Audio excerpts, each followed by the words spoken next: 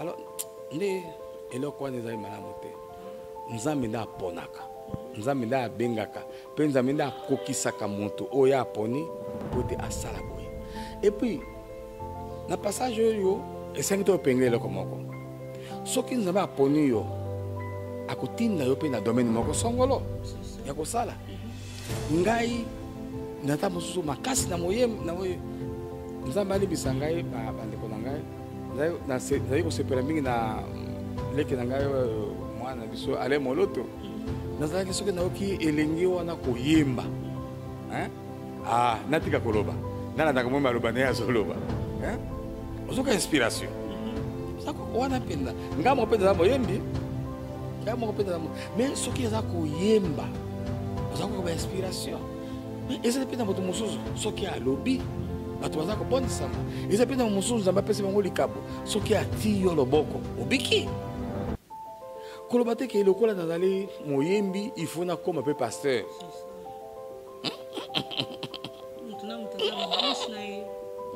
Du fait que bato bazo telema liboso na yo ebele yebisa bango de pasteur. Alors nazo kebisa jara bato wana baza ba pasteur te. Eza na processus moko pona mutako ma pasteur. Ndima obianga mananzamba. Ndima opona mananzamba. Ndima ta nyonso yango ekozwa ba installer yo. Ata pasteur na yo mokambi na bino netonga alengaka bato mosusu bazala pembeni te bako emerger nzamba akosala kaka yo okoma kaka pasteur voulu ou pas.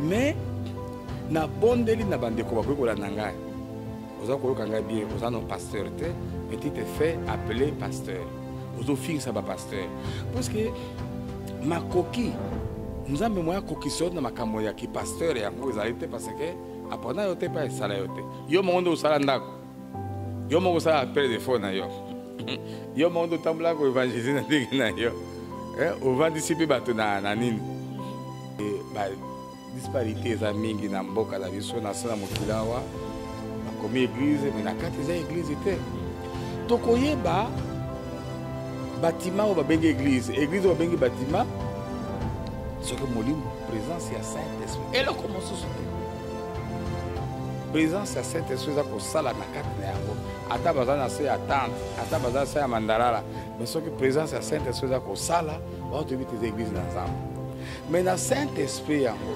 ndenge oti kotuna ngai bato mingi bakoma kofabrike makambo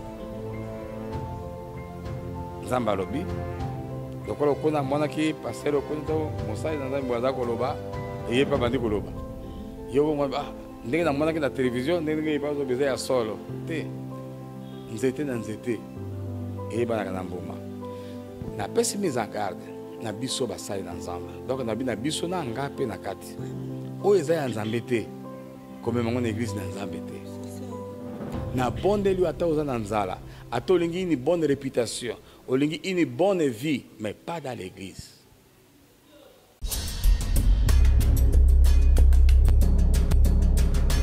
Émission Nabino, émission Brosela, émission Bozoluka, les dieux que vous cherchez. Une fois encore, je vous dis bienvenue, mesdames et messieurs, dans cette émission, les dieux que vous cherchez, autour de la sous-thème Nangobongo, qui est Dieu.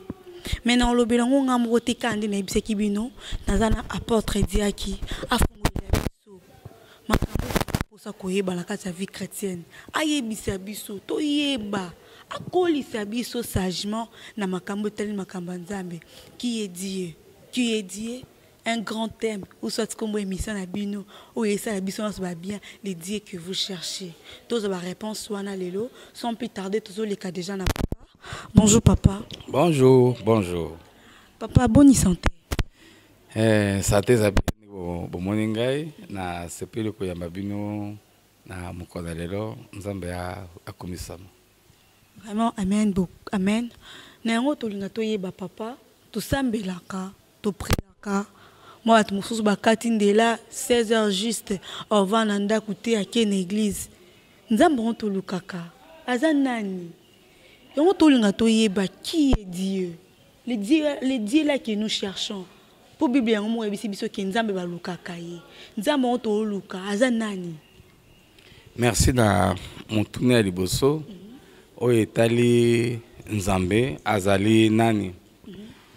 Nzambe mpo na ngai atake chrétien, selon ngai chrétien, selon baécriture sainte ndenge eza kobana biso azali mozalisi créateur ya oyo nyonso ezali visible lelo meme oyo ezali invisible na biso bato ye nde toyebi te asalaki yango mpe foi chrétienne na biso eza koateste eza koafirme biso ete ye nde azali source ya vie oyo eza na se na mokili oyo ye wana nzambe oyo biso tosambelaka.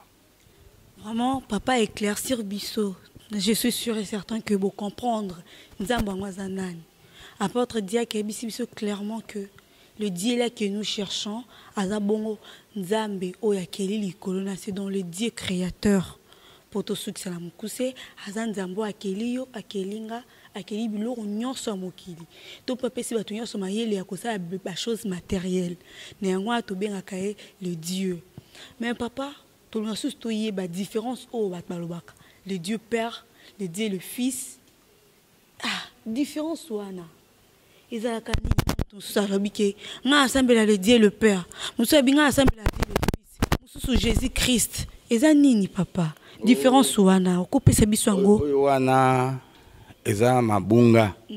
Na biso ba considération na biso surtout ba enseignement, ba enseignement tanga ekoti na bato bazali mur na ba maîtriser liloba na nzambe te ba ko dérober biso na mokana psaume je crois psaume chapitre 2 nzambe azoloba na biso likambo moko na ko bosana ngo te ngai moko nzambe na signé décret na komisi Yesu azala mwana na ngai soko otanga ngo pene eloko moko abi apesi ye bokonzi likona bakonzi nyonso mokili ape abite bino bakonzi na mokili bobanga bobanga botosa ye botosa ye.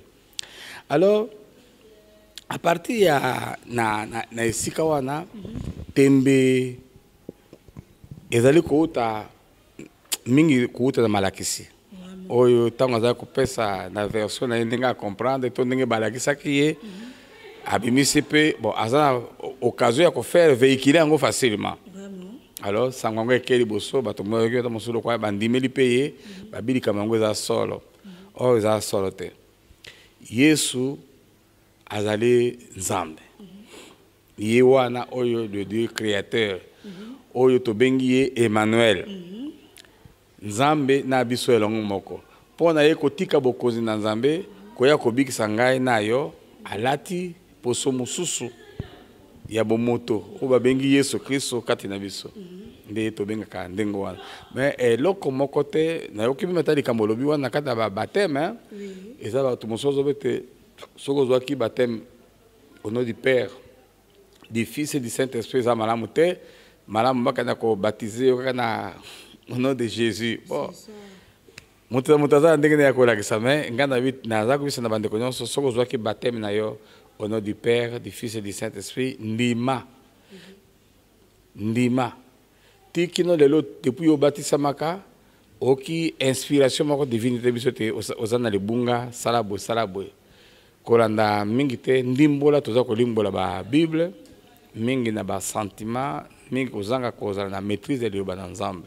Mais nzamba saka yewana Yesu, yewana nzambe, yewana kati na biso na nzela na molimo santo. Vraiment, papa, ndingo lobi to comprendre. Mais là, on se possible surtout yeba. Bible, on se paye biso car la Bible.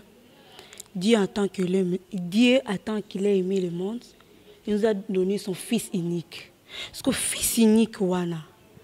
La place wana, oui ben un peu éclaircir biso. Tozo yeba te. Puis moi lobi que il nous a donné son Fils unique. Pour aiba ko bongisa biso aiba ko sauver biso so Fils unique wana na Jésus Christ na le Dieu le Père le Dieu le Fils ezande ni place wana bokisa nezalité bokisa nezalité nzambe amizalisi Yesu amizalisi ba tango zoka ba appellation Fils unique eza lolenge nzambe azolinga ko faire comprendre na mutu nani Yesu nani nzambe akoki utiliser ba terme Ce qui est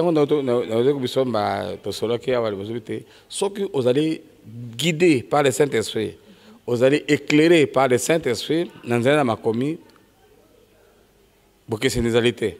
Vous comprendre facilement. Vous allez comprendre facilement. Fils unique, Jésus, nani, pour que c'est des réalités, mutu moko, nzambe moko, amonisi mikati na biso, lokola molimo, amonisa mikati na biso lokola Yesu Kristo, amonisa mikati na biso lokola nzambe tata. Biso to kotaka mingi na kati na mabondeli, tango za ko bondela nzambe. Okokote nzambe biso ke moi c'est Dieu le Père qui est venu parmi vous, vous parlez comme ça. Okokangote. Okokangote, mais biso batonde to saka ba. Mais ce que vous avez bo sosoli, okoye ba nuance. Il y a un message de comme la bino. Ça c'est Dieu qui me parle en tant que Dieu le Père. Comme Dieu le Fils, Dieu le Saint-Esprit. Vous avez conduit dans le Saint-Esprit. C'est pourquoi ma commis est difficile que l'immolango littéralement la école littéraire, la Bible. Zala na une inspiration à Saint-Esprit pour comprendre ma commandance facilement. Papa, tozonga susuma mukie na likambo ebisaki biso liboso que ceux qui lelo bat bosa makambo seza po bazangi enseignement. Nango tolona toyeba différence entre enseignement na parole. En différence wana mususu ekozala enseigner te mais mususu ekozala na parole. Parce que différence entre enseignement na parole les anini. Tikana kota na bozino mukie na likambo lobi. Muto mususu aza enseignant te. Enseignant qui est si je me resongolo kati na Yesu a copier alongwe na Kimbantseke ayena ke na Ngalima abi akomi enseignant akwa kolimbola te akwa kolakisa yango te ndenge oyo azwaki inspiration na yango oyo azwaki inspiration na yango ekobete tika na enseignant parce que les ministères moko katina Moussa Nzambe a quoi enseigner que parole diloba Nzambe toza kozwango na katina makomi Nzambe diloba Nzambe toza kozwango na ba révélation Nzambe zo pesa biso na butu na diloba Nzambe toza kozwango na tango ba masakoli zo bimakati na biso yango nde tobenga parole de Dieu parce que parole de Dieu pour ngai ezateka ba écriture sainte. Oyo nyonso lolenge nyonso Nzambe asaka pa na communiquer na biso bato ezaka parole de Dieu pa na biso. Même enseignement pe kozala mais enseignement malamu nango ezaka nini pe bakotisaka biso na bozindo. Bakotisa biso na bozindo na likambo moko oyo Nzambe alingi ko expliquer biso to lingi to faire comprendre nango na masse ya ba chrétien ba fidèle bazaka na ba église na biso. Yango bokese moke kozala mais zabo eloko moko za liloba. Liloba oyo za expliquer dans le bas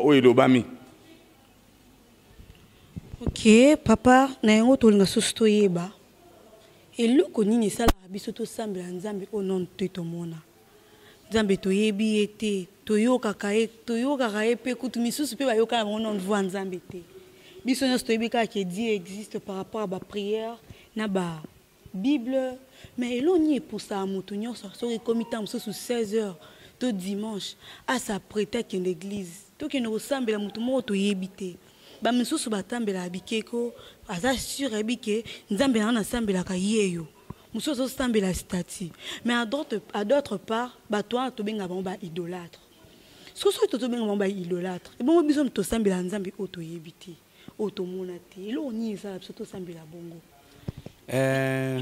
bokese nezali différence ezali différence ezali biso ba chrétien foi na biso to fondé yango kati na enseignement ya Jésus Christ biso ba chrétien donc toki kolokota yango te na mupepe na bokoko ya population moko boye to ya ekolo moko boye to ya nini to fondé foi na biso kondima na biso kati na makomi yoza mwana mwasi lelo yo okena libala oza suna ndako na ngate mais mwana obelisi mwana ah naka docteur mama mwana zobela boye na kosala deni il faut mama biso ke basukolaka mwana boye bamelisaka mwana boye pana kolala mwana boye donc lokola nzambe asalaka biso toza bato ya kovivre na kati na lisanga toza toujours posa na nzambe po ete alakisaka biso na mokolo lokola ngai papa na nano abaka te nalingaka mingi kotambola na nzambe lokola tata atambolaka na mwana nayebisaka nzambe te natambola pembeni no te lokola mokolo mpo soki nakoyi mokolo nazwi na connaissance na ngai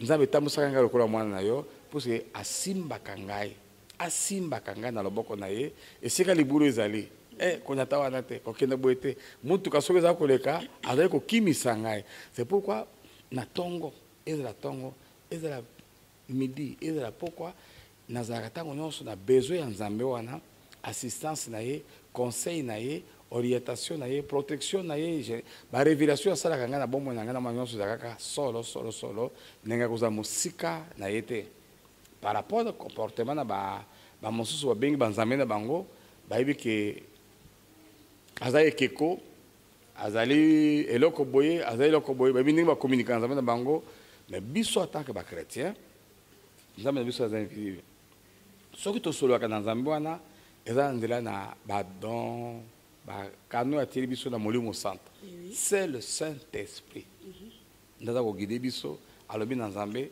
ayebisi biso kotepa na nzambe akomiseli biso nde lolenge namonaka malamu na biso bachrétien kotambola elongo moko na nzambe et puis soki oza kotambola na nzambe biso bachrétien tomonaka ete biso tokoka te nzambe nde akoki tozala ntango nyonso pembeni na ye po ete lelo soki alingi ayebisa biso na midi likambo moko ekosalema boye esalemaka na yango akokisela biso soki likambo eza boye kende boye kosala boye te sala boye mpo biso tozali bana epai na ye mais tandis que nayebi bamosusu ndenge bazalaka te soki basi bakoka basambeli le premier ti badirective bakopesa bango yango nde basalaka mais biso tozalaka na besoin nzambe na biso azala biso mikolo nyonso na bomoi na biso awa na se na mokili papa nayoki ndenge olobi bato mpe baolanda yo naza sur bazwi baréponse na mituna bango mais eloko susu tolinga toyeba lelo bato mosusu baboyi koprie na baeglise oyo babengi bongo na nkombo ya binzambi nkombo ya baeglise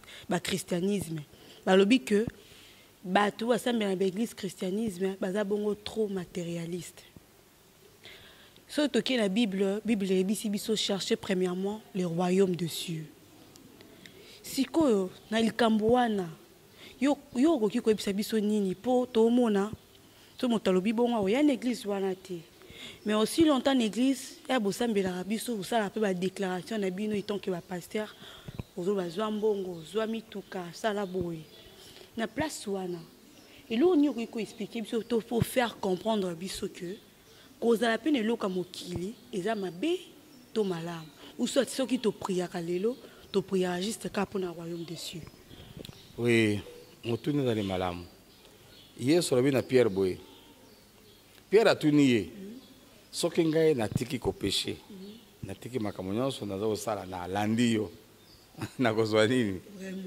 yesu azalaki très sage alobi nalobi na se na mokili oyo yo okufi nanu te soki oabandoni biloko wana ngai nzambe nakozongisela yo centime so nabotolaki moko obungisaka eloko moko ngai nakozongisela yango 100 fois plus mpe suka ntango yo kosilisa vino na se na mokili oyo oke na lola okende koganye vie internelle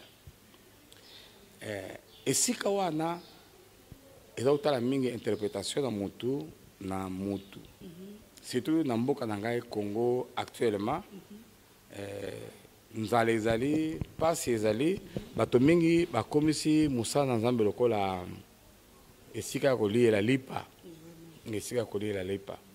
te eza bongo te yango ozomona kufa makasi bamaladi ya makasi bamakambo ya matata ya mabe mingi ezokomela kati na biso parce que principe moko bibi koyebi na biso okobuka mbuma kaka oyo olonaki yo olongo esika tata na yo ya molimo okosala na église na ndenge na yo nzambe atindi yo te mpe abengi yo te yebaki lobi mpe ekosalemela ndenge wana principe mosusu eza te na likambo oyo ekosalema alors conseil na ngai nakopesa kati na esika wana lobi te nzambe ayebi koleisa basali na ye bana na ye ayebi kosurvenir na babesoin ya église na ye ata yoka likambo mosusu mama Soko lingo sa comparaison na église na yo, na église ya moto mosusu okoyiba. Ezaka ndenge mo to vanda na ndako na libala.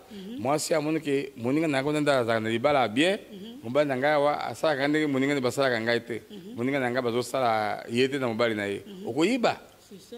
Contacte-toi de ce que Dieu a mis à votre disposition pour ça mosala nzambe. Oko la biso wa, toza ndako na biso étage te mais ntoyibita to bonelaka. Azali koyoka biso. Ata oza na se yanga. Soki nzambe benga kiyo okoka ke nzambe akosala pe makambo ya kokamwa.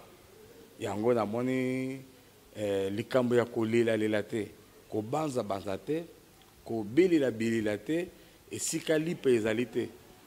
Soki ngombe na yo azana miliki te ko peso eloko ni. Eloko te. Yo contacté, yo dans Zambé, après ça y miliki pas mon commencer, yo pas comme la miliki. Hein? Aka comme la miliki. Ils allaient devoir l'église colise sabiso, mais c'est leur volonté aussi na Zambé, pe na tango na Zambé. Mokolo moko na pambola ki libala mosa na Zambé moko na kando tie maboko. Na bisi boy. Na pesi yo fourchette te, na pesi yo cuillère te, pour que na kolia na mesa. Na pesi yo machete, na pesi yo rato, okondo sala bilanga. Pour tant ko sala bilanga, oloni obaloli mabele, tant ko lono arrosé, ndesima moi nene mbume yaka. Vraiment. Alors nesika wana bokese nezali mingi na bato mususu. Pe mingi na ko bombela binote pona kozwa lipa yango, ba kote pe na banzela ya mabe. Ba kote banzela mabe. Tozo ba témoigner na ba télévision na bisawa. Oh, bozwaki biloko na ngai, bino ba passer bozwaki biloko na ngai, boya kozongisa. Et wana ezali na Nzambe te. Ezali na Nzambe te. Na telemeli yango ezali na Nzambe te. Du fait que ezali église, ezali pour que ezali église na Nzambe. Non, pongo te. Papa na ndengo lobi que na yoki yo ndengo lobi bien affaire ya église. Obi que église mususu ezali na Nzambe te. Na yango comment savoir que église yo ezali na Nzambe? Toye bango na ba miracle, to toye bango na ndenge nini. Po l'église de leo misusu, l'église misusu comme le ba salle de spectacle. Au mona pasteur obi misatu ba sete na nzoto, pasteur obi misatu ba mbisi na makolo, pa ozobota te pasteur a prier leo sete bimi ekoi, kadene bimi ekoi. Donc eloko eza spirituel, mais un pasteur moko ozwa audacité a komisango. Na vie ou la réalité dans la vie matérielle et pourtant ce que que démon to nyonso est dans la spiritualité mais er pasteur au comme la niveau il y a prier les mutu et le ko est spirituel et comme réalité et comme physiquement à prier le pour nos bota mais tout moni cadena to c'était ekoi et le ko est matériel papa na likamwana oyebisa biso que eza solo Dieu est capable de faire ça pour la Bible yango mo oyebisa biso que mukolo ya suka bosala koleka ngai eza biblique to eza ndeni. Merci. Yesu apesi biso lisese moko na dongo na ba makambo na préoccupation na yo alors bezaki na mo baloni bilanga basali bilanga na bango baloni ba rosé na tongo basali musu baleki kuna bataka na otala yango bamoni eboti des semences. Mais nkolo ndiki ni tomoni ba semences musu oyo biso tolonaki te na kati na plante bande na yo pesa biso nzela tokenda to vuzula yango elongo kolo bilanga labaki ya na comprendre raison na bino mais bo wela ko kende te botika yango nyonso ekola ebote sika moko tango ekokola différence ekozala. Bible bina biso nzete na nzete eyebanaka na mbuma na yango. Nzete mosu na mosika so talo kasaluka nzete ya manga. Soko poso non. Kaso za kasa ya manga te. Mosu peza kalokola makemba wa tomona yango. Mais soko poso ni za nzete ya makemba te. Mais soko eza na ba plante ya mike eza difficile. Soko longoli egopi ko vuzula oya malamu. C'est ça. Yango moni ke ba disparité eza mingi na mboka na biso na sana mokilawa ba komi église mais na kati za église te tokoyeba bâtiment o ba bengi église o bengi bâtiment soki molimo présence ya Saint-Esprit et le commence sous te présence ya Saint-Esprit eza kosala na kati na yango ata baza na se ya tante ata baza se ya mandalala mais soki présence ya Saint-Esprit eza kosala baotoyebi te eza église na Nzambe mais na Saint-Esprit yango ndenge oti kotuna ngai bato mingi bakoma kofabrike makambo Nzambe alobi lokola okona amonaki paster okona to mosali na Nzambe aza koloba eye mpe abandi koloba yo ndenge namonaki na télévision ndenge epa ozobeza ya solo te nzete na nzete eyebanaka na mbuma napesi mise en garde na biso basali na Nzambe donc nabi na biso na nga mpe na kati oyo eza ya Nzambe te komema ngo na église na Nzambe te na bondeli ata oza na nzala ata olingi une bonne réputation olingi une bonne vie mais pas dans l'église na bondeli yo kosala aventure na ndako na Nzambe te kosala aventure na mosala na Nzambe te parce que ekobeta yo yo ti na ba 3e 4e génération na bino tika Nzambe ye moko asala soka azali kosala esika wana asala na ndenge ya moni malamu kosala na ndenge ya moni akoki kosala na pesi exemple moko na monaki na mboka na biso na mikolo elekaki avion moko Antonov na aéroport na biso ya njili awa epumbwe ekwe na wende ya Zigida ngai na epoke wana nazaka na retraite moko bien-aimé soki pasi esalaka na motema natali bililingi na bato bakufi ebele ngai da nazomona mabona bi oh Nzambe mi oza wapi pourquoi okoki koempêche eloko wana te accident yango mpe esalamaka dimanche nayebiza nga bando bango mpe oti bakende ba dimanche kosambela bakende kosambela te bazokende koteka mais nga na bino Nzambe na bi ba innocent mpe bazalaki na kati pourquoi tu as permis à ce que bato wana ndenge bisaka ngai te eza baoccultiste ya régime ya mokonzi na biso ya kala baza kosala biloko wana mpo bazwa makila ya bato base positionner avenir politique na bango na vandi kobondela Nzambe kolelela Nzambe Nzambe abinanga bi mpo na nini ngai nalobaka na ye boye parfois moni likambo soki esali yo pasi ntango ozokenda kosambela Nzambe ozobanda mpenza na baprécision abi te ngai nasalaka lokola bino bosalaka te soki ezalaki yo mutu ndeta mosusu sisi bato wana nyonso lokola Nzambe arevelaki ngaki eza bato ya misala ya boye nde basaleli ku wana nakosalaka Nzambe atika bango abi yo komona nsima mikolo nini bango bakosala même ata afidele ntango akotaki ngai azalaki na retraite a 7 jours na église na ngai Nzambe azobisa ngai situation likambo moko ndenge otambola na kati na mboka na biso alobi esika ngai naza koboma armée oyo soki bakonzi mpe bazoyoka ngai bayoka ngai bien abi puisque baviole bana babomi bainnocent donc mapinga ya ndenge ndenge odirige mboka te na église na ngai oyo bamosusu bakimaka baya kolala na butu bakati na ngambo ya ile kuni baso bangai bakina Brazza so bakenda wapi donc Nzambe alobi okotala likambo ngana kosala bango mutu nyonso abite asalaka na régime wana kendo tala ye sikoyo kendo tala situation ndenge ezali bakomi amorti vraiment bakomi bango nyonso amorti okotala na babien na ba oyo nyonso ezalaki na baréputation na bango ya kombo ya minene to bandaki koyoka wana oyo nyonso ezalaki impliqué na makila ya bato bainnocent baza lisusu na vie te soki aza na vie akomi kizengi soki aza kizengi te bana na ye mpe okomona kaka vie na bango eza désordonné mais tandis que génération moko ya sika oyo ebimi bakomi kosambela Nzambe nasali Nzambe mabe Nzambe elimbisa ngai abandi kolongola bato bandi kolongola bamingi bacroyance na biso na makambo bakisi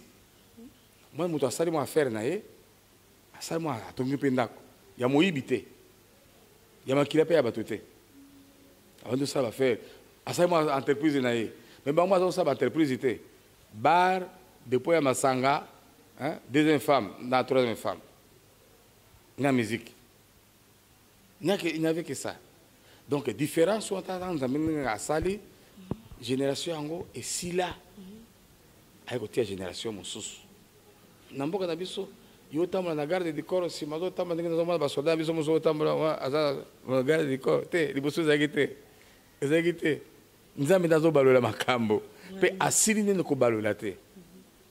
Donc tondimela nzambe tosambela nzambe na kati na solo surtout biso basali na nzambe biso bana na nzambe nzambe afutaka. Nzembo moko nongaki na telefone na ngai elenge mwasi moko azalaki koyemba na lingango mingi losambo efutaka yaya losambo epolaka te bondela kaka losambo na ekopola te nzambe akofuta yo.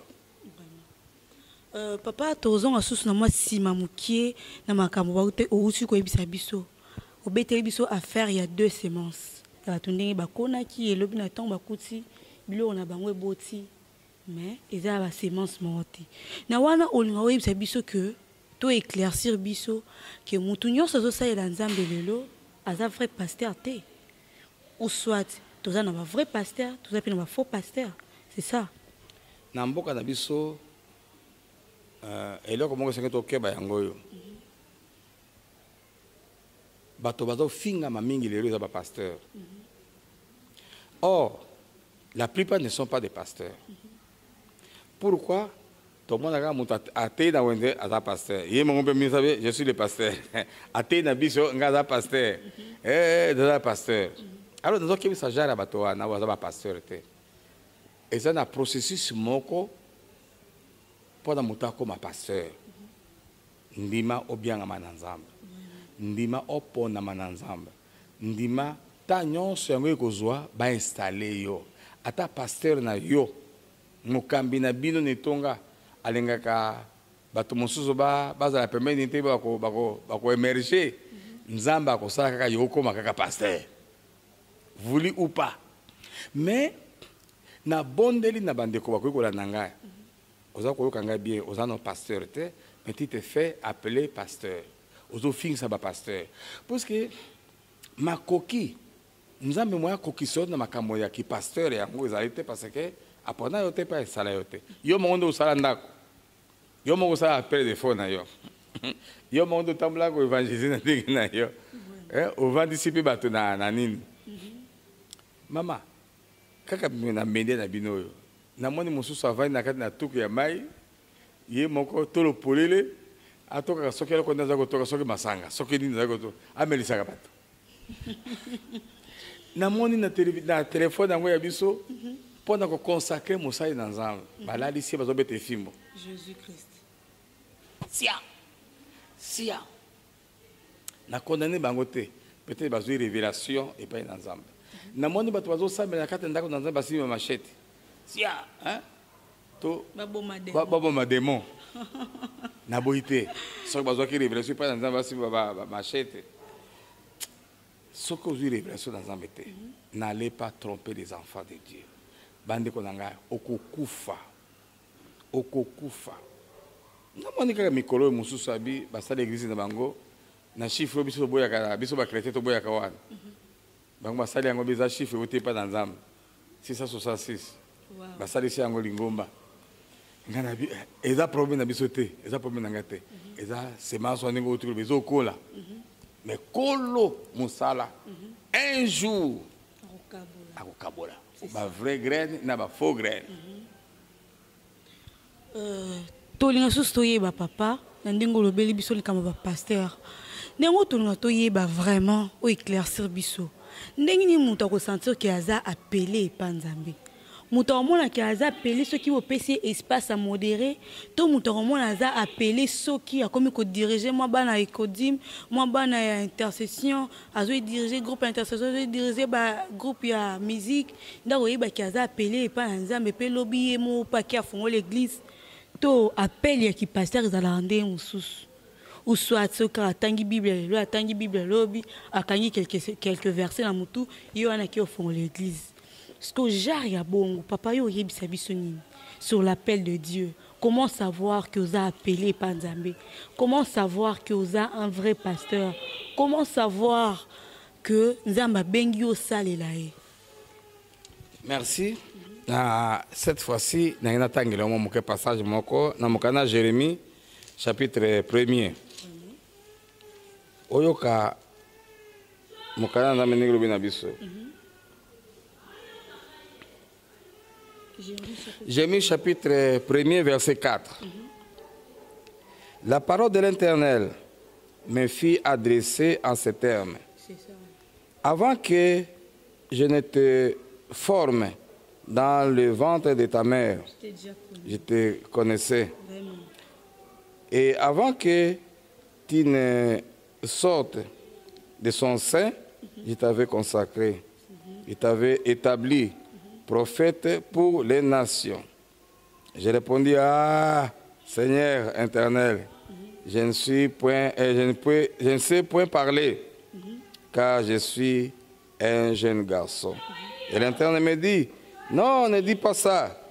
Je suis un garçon, car tu iras vers tout ce qui je t'enverrai. Jérémie chapitre 1er. Na Jésus-Christ. À partir du verset 4, tikino na sekuna soko tangi. Mama, elembo ya liboso. Mutu oyo nzambe abengaka ndimaka teke nzambe aponi pe nzambe abengi. Il faut mwana azako hésiter. Bato mosusu bako hésiter yo za mosai na nzambe. Yo ngana mwana ko oza mosai na nzambe. Ngama ka ata ngayo na zolo bawa.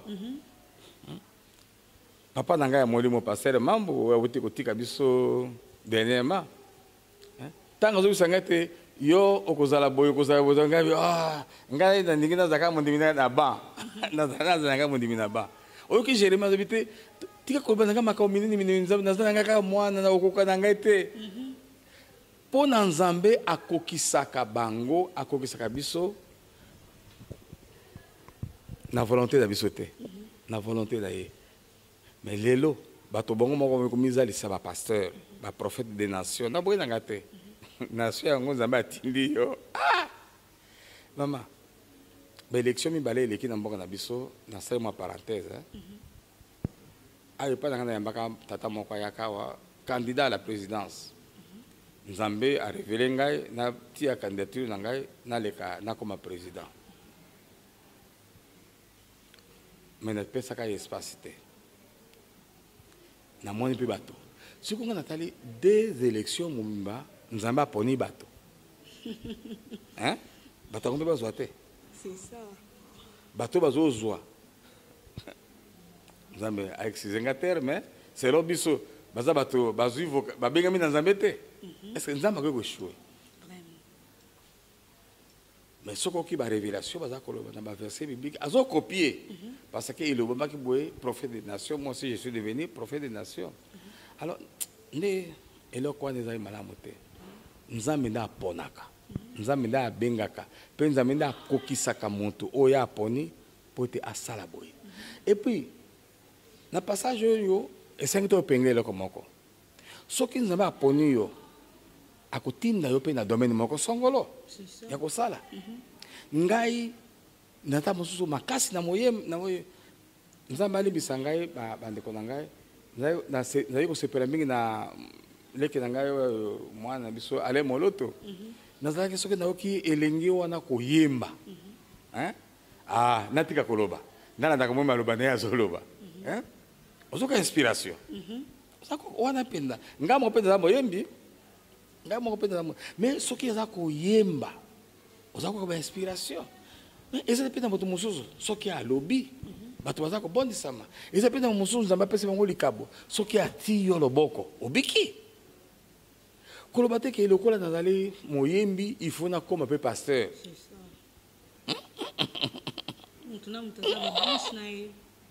Du fait que bato bazo telema liboso na yo ebele, yebisa bango.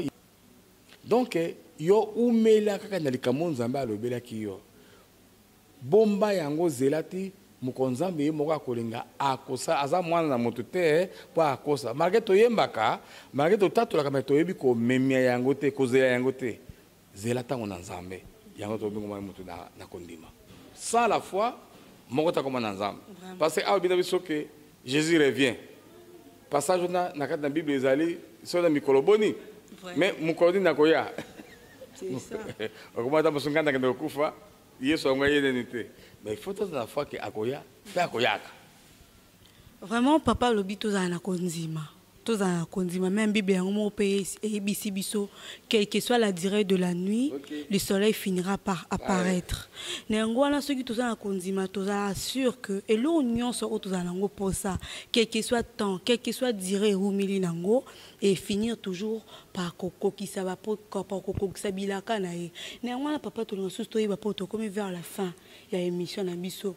Qu'est-ce qui fait que va changer l'église lelo tozo lukaka place miracle ezali to tozo lukaka place ba or ezali pour église na biso toza mulili te église na biso mbonde ezalaka te tozaka donc na place wana tout na to yeba ba changement ya église eza trop moi mutu lelo azalaki na réveil lobi kuna comme na Branham lobi kuna muta comme catholique lobi kuna muta comme boy sikoyo eza nini papa ezali bilaka ya tango na suka eza bilembo ya tango na suka nazali ko loba na bandeko na ngai bana na nzambe bo baza ba chrétien eza na tina moko te ya kotambola tambola liboso okendo kota kati na lisanga babengi église mpona kobondela nzambe tuna nzambe kokenda te po ete babondelaka okake na télévision omonaki na radio bongo okende babondaki mpona moto boya bikaki kuna ngaki na kobika te même esiko ozali kosambela so oza na kondima eza église na nzambe bakobondela mpe mpona yo kosala nini okobika na yo alors ntina ya kotambola tambola ezali te biso bato na mokili soki mwasi amoni ke mobali oyo ya ngai azosombela ngai alisaka ngai malamu te obandi kolula ndako ya moninga na po ete mobali na asombela kaibo ya sombela est-ce que mwasi wana aza mwasi ya malamu kozala kati na libala ata bano biso zokobota papa na biso asalaka mosala na compagnie ezobota mingi mbongo mingi te papa na biso azali na voiture te camarade na ngai ezalaka kuna tata mwana bando kokima ndako est-ce que aza mwana ya malamu akoki kokenda mpe libota yango soki baza malamu bakopambola ye bamemi mpe na voiture batika mpe na classe mais oza mwana malamu te vanda esika yo ozali esika ozali soki nzambe omoni bilemo na nzambe na makambo misato na yo te koyebisa yo ezali vanda nzambe akovisite yo vanda nzambe akovisite yo.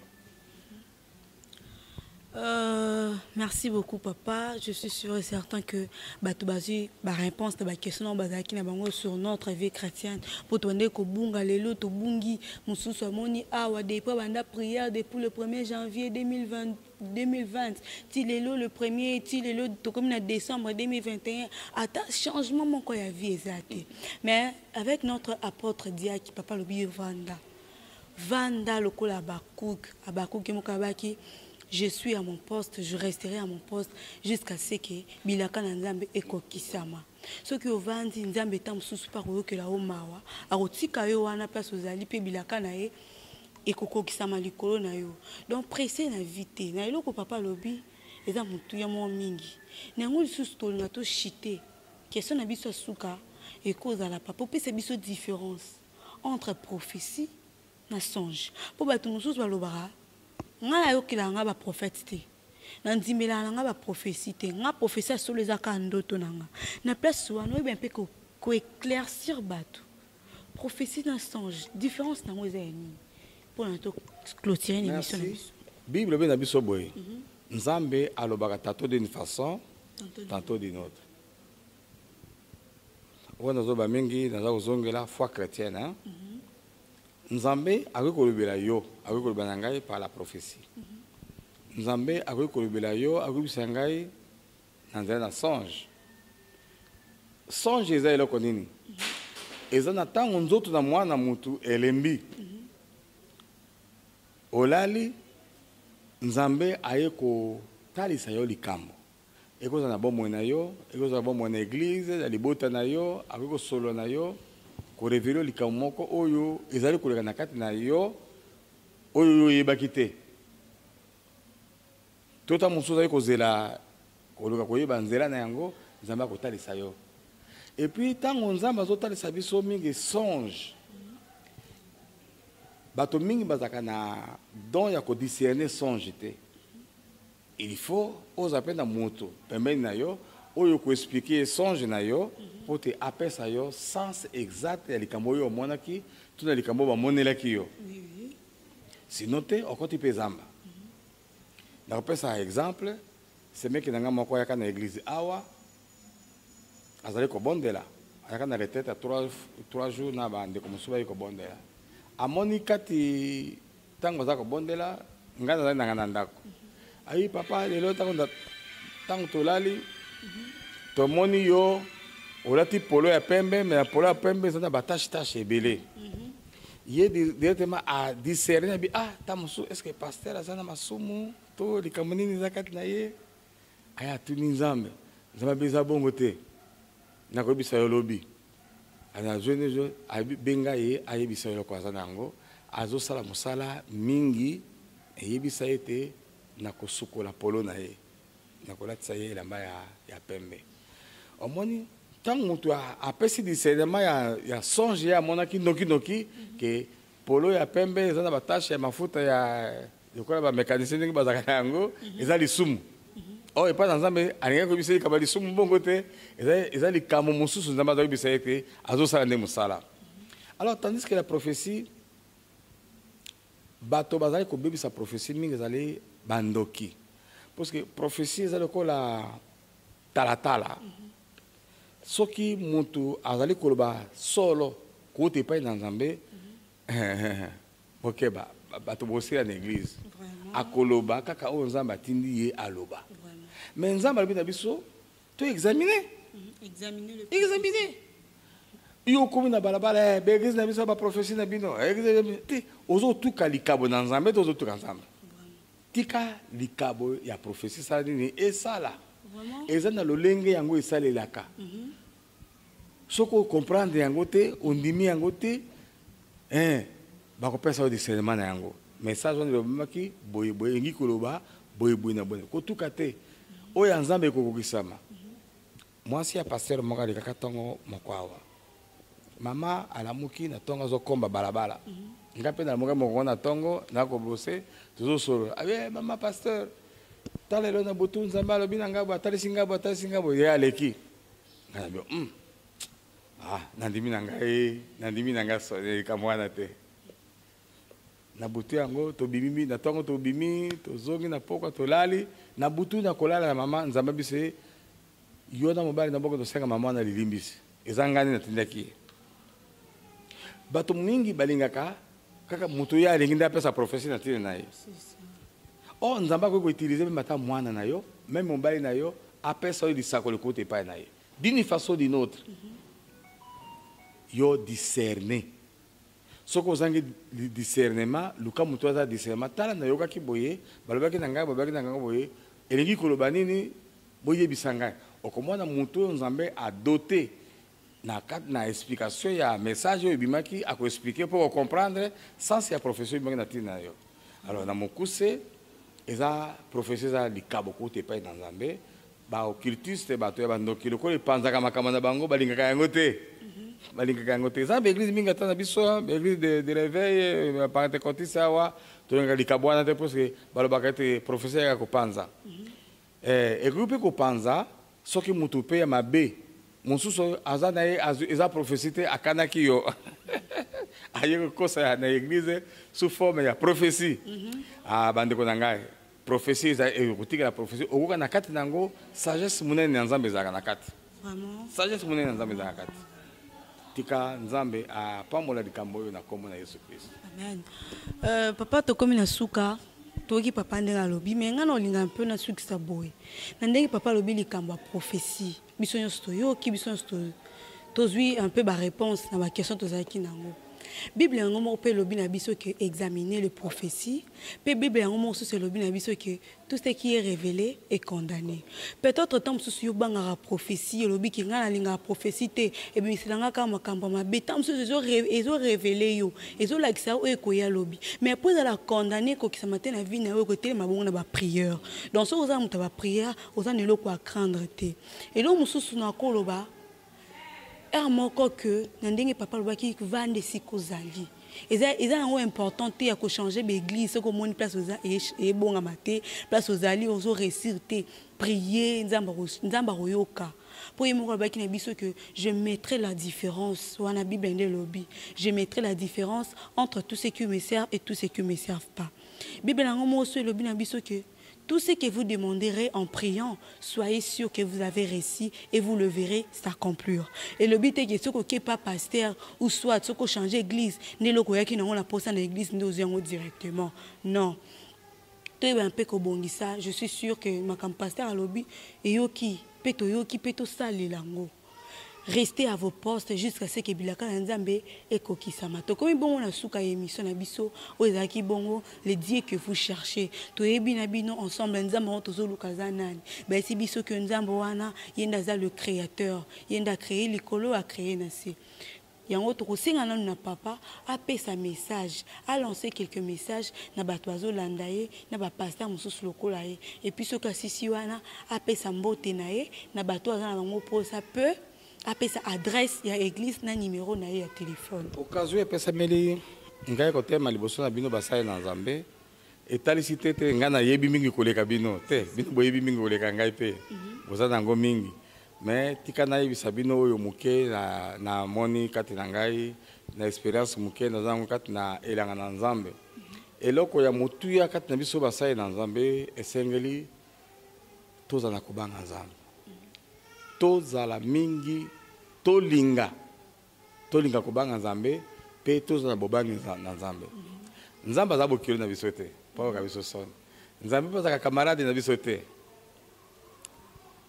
ata otongi apesa ki makoki ya kotonga ministère moko ya munene suka akope ko bambola yo mbata pa longoli yo na sala muke tambola na kobanga Nzambe po mona kembo na Nzambe et se renouveler kati na yo mokolo na mokolo eloko emi bali na kolo ba lokola pa na kosuki sa makambo na ngai na zoba na mingi na biso ba chrétien ba fidèle biso batoto ndimeli Yesu Kristo lokola kolo pe mobikisi na biso bo yenga te bo tepa te Nzambe aza esika oyo ozali soki otunaki esika yo okenda kosamba eza ya malamu akotaliso pe makamono ya kokamwa kaka na église on ozo kima mais ça va tomber sur témoigner positivement va témoigner positivement tant mo se sika yozo luko kende oyebi base na bango te oyebi esika babanda kite makamo na bango oyebi ko bianga na bango te bande ko ngai ko kende église te pour to ki témoignage guérison musala te kende po esika yango moli musanto ezali pe basale na esika yango bazo tambola na kobanga Nzambe ngai pasteur diaki mombo na Nzambe kati na oyo esika église na biso Cité Shela toza na commune ya Ngalema na quartier Kitsuka Pêcheur balabala na biso avenue na Oyande numéro 13 numéro na ngai ya contact ezali 089 32 44 808 tika Nzambe a pambola bino tika Nzambe a pambola bino na pesi bino mbote mingi pe elongo moko na bandeko na biso na kasi tokomona lisusu na mikolo koya tika Nzambe a pambola bino. Amen. Tokomi na suka émission na biso eloko nga ko bakisa esuka poto clôturer papa lobi bongo botika esika bozali bozala na crainte te za ngo important te ya ko changer l'église bible ngo bi tout est vous permis mais tout n'est pas utile donc ozana on a permission ya ko changer l'église restez à vos postes to prier Nzambe nda yebi suka na biso place ezali. Donc comme on a souka émission na biso ceux qui bossent une émission à l'élo, disons tous merci à l'équipe technique sans oublier l'église Cité Shela na pesinu bambote place bozali et pour finir je dirais mes salutations à mon pasteur John Mutumbi l'homme de la seconde gloire tokutan bongo na mbalasima restez branchés sur notre chaîne Version Nouvelle TV et n'oubliez pas surtout de cliquer na cloche et la notification pour ne plus rater nos prochaines émissions. Pour le même plaisir. Bye.